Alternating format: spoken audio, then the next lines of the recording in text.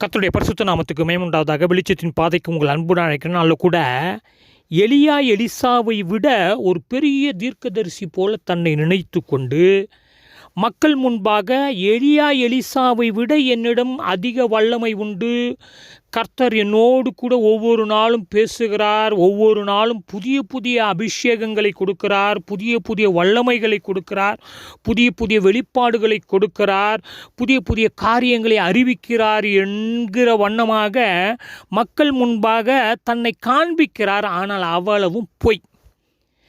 பிரியமானவர்களே, யார் அவர் அப்படின்னா, ஏற்கனவே இவரை குறித்து நான் பேசுகிறேன், வரும் நாட்களில் பேச போகிறேன் என்று சொன்ன இன்றைக்கு அவருடைய சில பொய் உருட்டுகள், அதாவது பொய் காரியங்களில் ஒரு காரியத்தை மட்டும் உங்கள் மத்தியில் நான் தெளிவுபடுத்த விரும்புகிறேன்.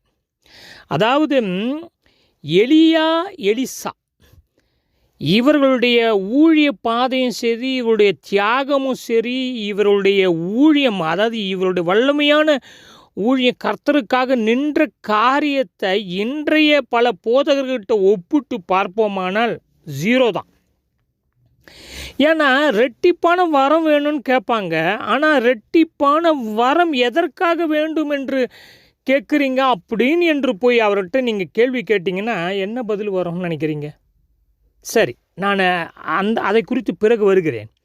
அப்போ இவர் கிரண் எசேக்கியேல் என்பவர் தன்னை மக்களுக்கு முன்பாக, அதாவது தன் கையில் வல்லமை இருக்கிற மாதிரியும், தன்னுடைய வாயிலிருந்து வருகின்ற ஒவ்வொரு வார்த்தையிலும் வல்லமை இருக்கிற மாதிரியும் மக்களை ஏமாற்றுறார்.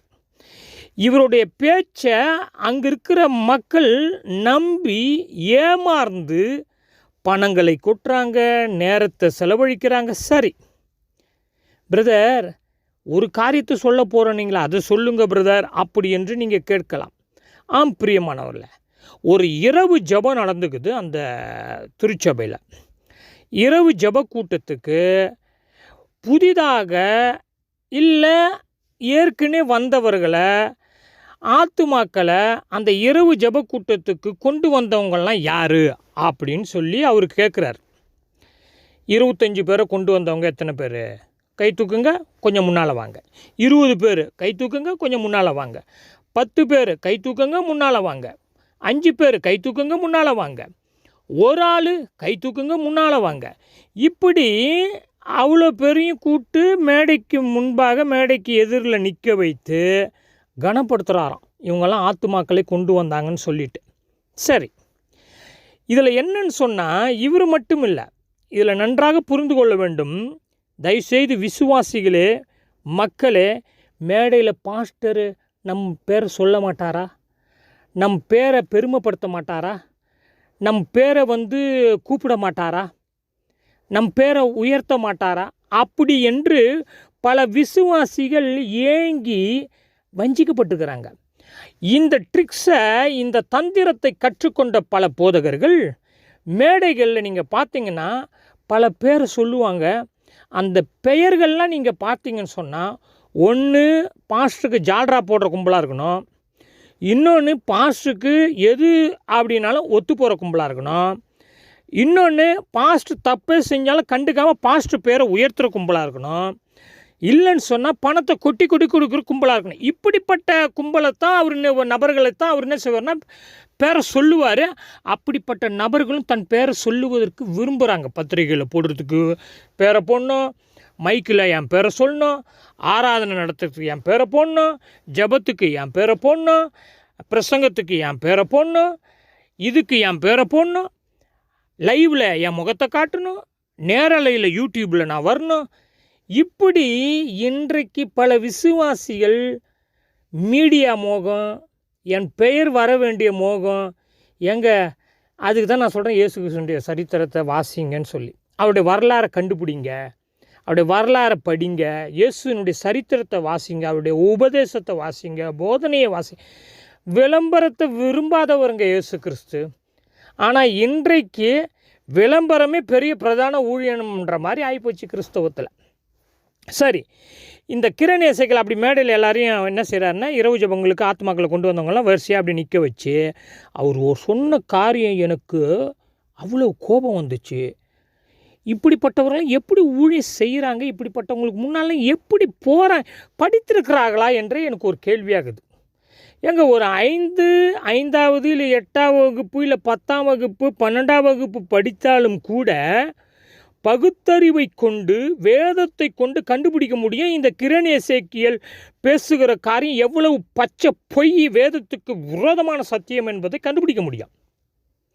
அப்போ அவர் என்ன சொல்கிறாருன்னா, உங்களை நான் கனப்படுத்த போகிறேன், ஆத்துமாக்கள்லாம் கொண்டு வந்தீங்களா. இன்றைக்கி ஒரு கேள்வி என்னன்னா, நான் பலத செய்தியில் சொல்லிட்டேன், இன்றைக்கு ஆத்துமாக்களை ஒரு பாஸ்டர் கூட, பல பாஸ்டருங்க பல மிஷினரிங்க கண்டிப்பாக தியாகத்தோடு உயிரை பணைய வைத்து ஆத்துமாக்களை தேடுறாங்க. அவங்களுக்கெல்லாம் நான் உண்மையாலுமே நன்றி சொல்கிறேன், அவங்கள விட்டுருவோம். ஆனால் இன்று 99% பாஸ்டருங்க இன்றைய காலகட்டங்களில் எங்கேனாச்சும் போய் தனித்த ஆள் ஊழியமோ இல்லை ஒரு தெருவுலையோ ஒரு ஊர்லேயோ போய் நின்று காலையிலேருந்தோ இல்லை மதியானத்தை சார்ந்து நின்று ஆத்துமாவை ஆதாயப்படுத்தி ஒரு அதாவது அவர்கள் இயேசுவை அறியாமல், இயேசுவை பின்பற்றாமல், இயேசுவை தெரியாமல் இருக்கிற மக்கள்கிட்ட போய் சொல்லி இயேசுக்கிட்ட கொண்டு வந்தாங்களான்னு கேட்டால் பாஸ்டர்கிட்ட போதகங்கிட்ட போய் கேட்டிங்கன்னா அப்படி கையை விரிப்பாங்க. இருக்காது. சபை விட்டு சபை தாவர கும்பல் தான் இன்றைக்கு பெருகிவிட்டது. இல்லைன்னு சொன்னால் சபையில் இருக்கிறவங்களே பிள்ளைகள் பெற்று அந்த பிள்ளைகள் வளர்ந்து அந்த சபையை நிரப்புவாங்க. இவ்வளோ தான் மேட்ரு. ஆனால் அன்றைய நாட்களில் 10, 100, 1000 இயேசுவை ஏற்றுக்கொண்டார்கள். அப்படிப்பட்ட தேவ மனிதர்கள் இருந்தார்கள், சீர்திருத்தவாதிகள் இருந்தாங்க, மிஷினரிங்க இருந்தாங்க. ஆனால் இன்று அப்போ இவர் என்ன செய்யணும், ஆத்மாவில் கொண்டு உங்களை கனப்படுத்த போகிறேன்னு சொல்லிட்டு இந்த எசேக்கியேல் என்ன சொல்கிறாருன்னா, நான் ஜெபித்து வருகின்ற நாட்களில் வர்ற மாதத்தில் வாரத்தில் உங்களுக்கு ஒரு சால்வை ஒன்று கொடுக்க போகிறேன், அந்த சால்வையில் வல்லமையை இறக்கி கொடுக்க போகிறேன்னு சொன்னார் பாருங்க. எனக்கு கோபம் மேலே கோபம், என்ன செய்கிறதுன்னு தெரியல. இப்போ இவரை பெங்களூரில் சுற்றிக்கிற ஊழியர்களே, தமிழ்நாட்டில் இருக்கிற ஊழியர்களே, விசுவாசிகளே, இதெல்லாம் கேட்டுக்கொண்டு எப்படி நீங்கள் அமைதியாக இருக்கிறீங்க? ஃப்ரான்ஸில் இதை கேட்கும் போதே அப்படியே கொதிக்கின்றது மனம், வேதனைப்படுகிறேன். அப்போ இவர் சொல்கிறாரு, அந்த சால்வையில் வல்லமை இறக்க போகிறாராம், ஜெபித்து கொண்டிருக்கிறான், வல்லமை இறக்கி அந்த சால்வையை கொடுப்பாராம், அந்த சால்வை மூலம் அற்புதம் நடக்குமா, ஆத்துமாவை கொண்டு வந்தவர்களை கனப்படுத்துவதற்காக இந்த சால்வை அதுக்கு அதை விட இன்னொரு பொய் சொன்னார் பாருங்கள், ஒரு உருட்டு, பெரிய உருட்டு. இது என்ன உருட்டுன்னா, நான் இந்த சால்வையை கொடுத்து உங்களை ஜெபிக்கும்போது நீங்கள் கோடீஸ்வரர்களாக மில்லியனராக வருவீர்கள் என்று நான் உங்களை ஆசீர்வதிக்க போகிறேன். இந்த இதில் என்ன ஒரு தந்திரம் தெரியுங்களா? இப்படி சொன்ன உடனே இவங்க என்ன செய்வாங்கன்னா, அடுத்த சபையில் இருக்கிற ஆளை பிடிச்சி இழுத்துன்னு வருவாங்க, அக்கத்து பக்கத்தில் இருக்கிறவங்களுக்கு ஏதாவது கொடுத்து இழுத்துன்னு வரலாம். உண்மையான மனம் திரும்புதல் எங்கே? உண்மையான மனம் திரும்புதல் ஆத்துமா எங்கே? இதே கிரணேசேக்கியேலுடைய சபையில் உண்மையான மனம் திரும்புதல் ஆத்துமாவை ஒருவேளை தேடி பார்த்தா கை விட்டு தான் எண்ணலாம். மீதி எல்லாம் மதத்தை பின்பற்றுவது போல குருட்டாட்டமாக எசேக்கியேல் அவர்கள் கடவுளாக கர்த்தராக அந்த சபையில் பார்க்கப்படலாம், அவங்க மனைவி பார்க்கப்படலாம். அப்போ என்னன்னா, இயேசு கிறிஸ்துனுடைய உருவமாக அவரும், இயேசு கிறிஸ்துனுடைய வல்லமை என்ற உருவமாக அவரும், அவர் துணியை தொட்டால் போதும், எண்ணெயை தொட்டால் போதும், தண்ணியை தொட்டால் போதும், சால்வையை தொட்டால் போதும், கோட்டை தொட்டால் போதும், எல்லாவற்றிலும் வல்லம் இருக்கிற மாதிரியும் இயேசுநாதர் இரவும் பகலுமாக அவர்கிட்ட வந்து பேசி பேசி புது அபிஷேகத்தை கொடுக்குற மாதிரி அவர் பேசுகிறாரு. இவ்வளோ ஒரு பெரிய பொய். இதையும் கேட்டுக்கொண்டுக்கிறாங்க பாருங்கள் அந்த கும்பலுங்க. அந்த மக்களுக்காக பரிதாபப்படுகிறேன். அப்போ அடுத்த தடவை அந்த சால்வையை கொடுப்பாரான்னு பார்த்தா ஜெபித்து கொண்டே இருக்கிறாராம், இன்னும் சால்வை கொடுக்கல. பிரியமானவரில் இதில் ஒரு காரியம் என்னான்னு சொன்னால், அவர் எவ்வளோ கிலோ தங்கத்தை கழுத்தில் போட்டுங்கிறாரு.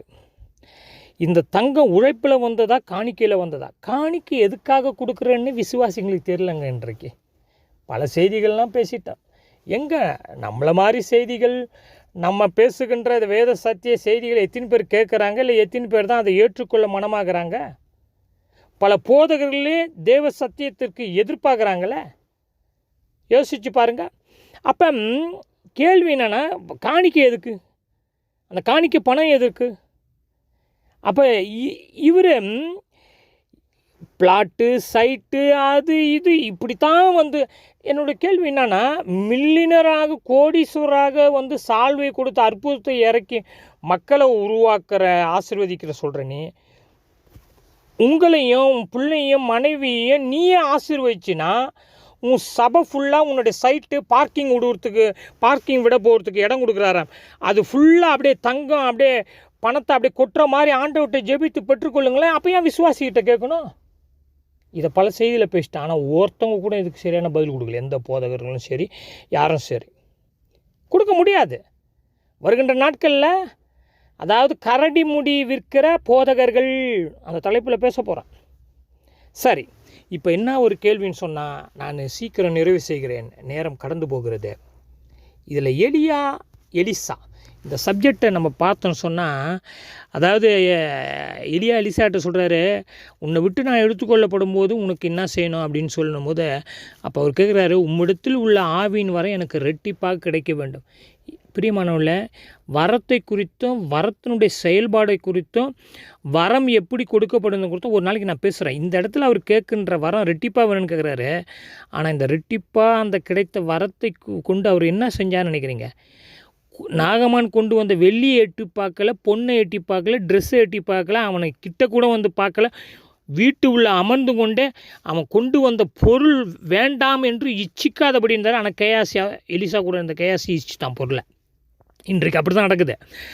ஆனால் ரெட்டிப்பான வரம் எலிசாவுக்கு என்ன நடந்ததுன்னா, பொருளாசை இல்லாமல் இருந்தார். ஆள் பார்த்து அப்படியே அவர் போய் விழுந்தில்ல. அதிகாரி வந்தால், மற்ற நாட்டுக்காரன் வந்தால், இதை கொண்டு வந்தான் போய் விழுந்தில்ல. ஆனால் இன்றைய போதர்கள் ரெட்டிப்பான வரம் எதற்கு நேராக நடத்தும் என்பதை ஒரு நாளில் நான் பேசுகிறேன்.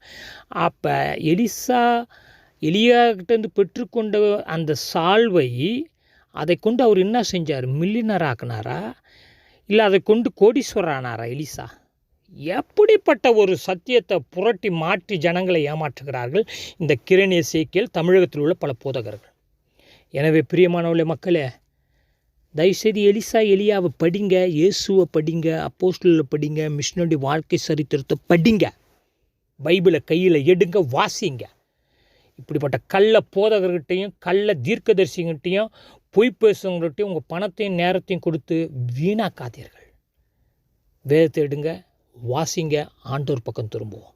ஜெபம் செய்வாங்கள். அதிகமாக நேசிக்கிற பரலோக பிதாவே, ஆண்டவரே, இந்த கிரண் எசேக்கியேல் போன்றவர்களும் மற்றவர்களும் ஆண்டவரே உம்முடைய பெயரை கொண்டு பொய் தீர்க்க தரிசனம், பொய் வல்லமை, பொய் அற்புதம், பொய் உம்முடைய பேரை பயன்படுத்தி பொய்யா காணிக்க தசம பாகம் வாங்கி மக்களை ஏமாற்றாதபடி, இவர்களெல்லாம் மனம் திரும்பும்படியாக, இவர்களை மக்கள் பின்பற்றாதபடி, மக்கள் கண்கள் திறக்கப்படும்படியாக கிருபை செய்ய வேண்டுமா நாங்கள் ஜெபிக்கிறோம்.